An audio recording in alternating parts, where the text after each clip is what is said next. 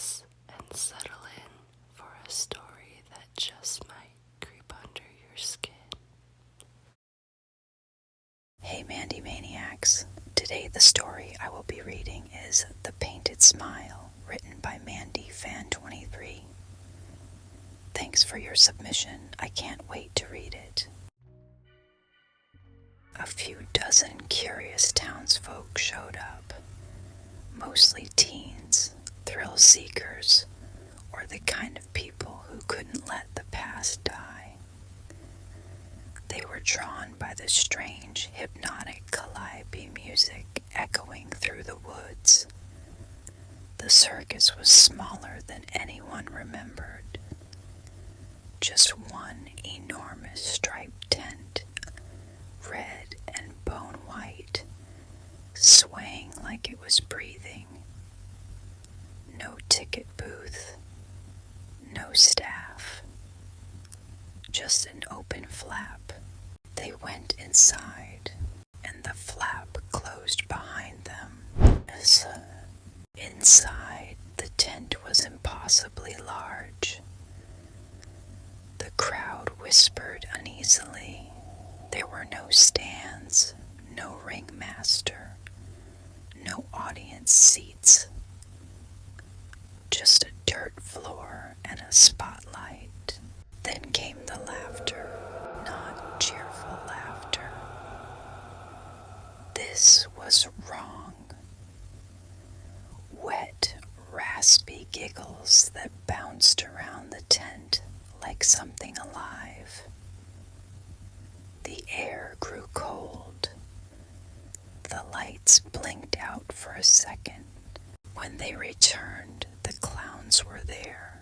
Dozens of them, maybe more. They stood in a wide circle around the guests, tall and short, thin and swollen, their painted faces cracked and oozing beneath layers of white grease, eyes too wide, jaws that hung too low. Their smiles were carved on, some literally, red, bloodied gashes that opened when they laughed. One stepped forward. His costume was yellow with red buttons, and he dragged something behind him. A mallet, almost comically oversized. But it was stained and humming. He opened his mouth, but no words came out. Instead, screams erupted from the back of the group. One of the teens, Jesse, was lifted off the ground by unseen hands, limbs twitching as if pulled by invisible strings. Her mouth stretched open in a soundless scream before her skin melted into paint. Thick, white, and oily. Her eyes popped like marbles onto the floor. Her body collapsed into a pile of rubber noses and oversized shoes.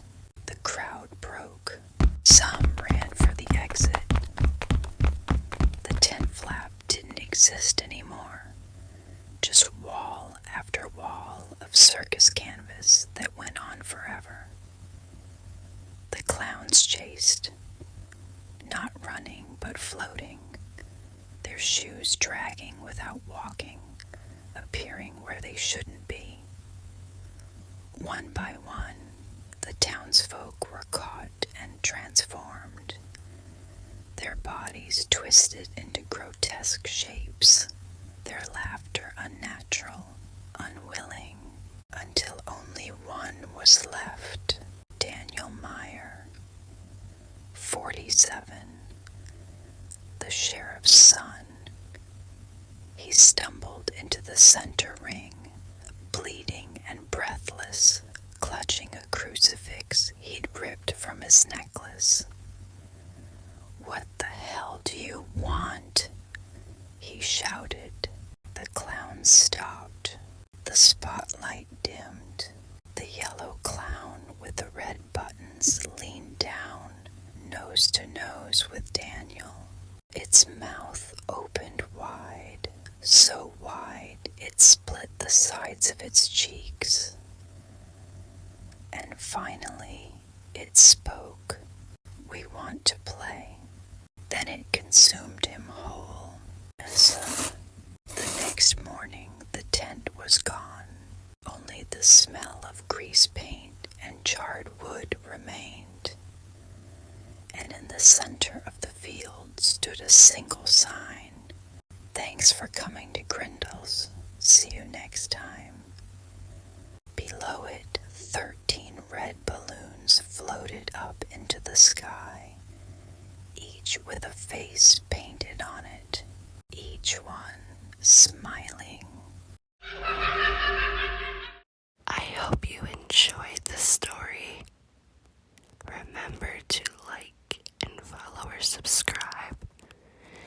And I would absolutely love it if you would share this video with your friends, family, social media, or anyone that comes to mind to help me extend my reach. I will see you back here next Sunday for another spooky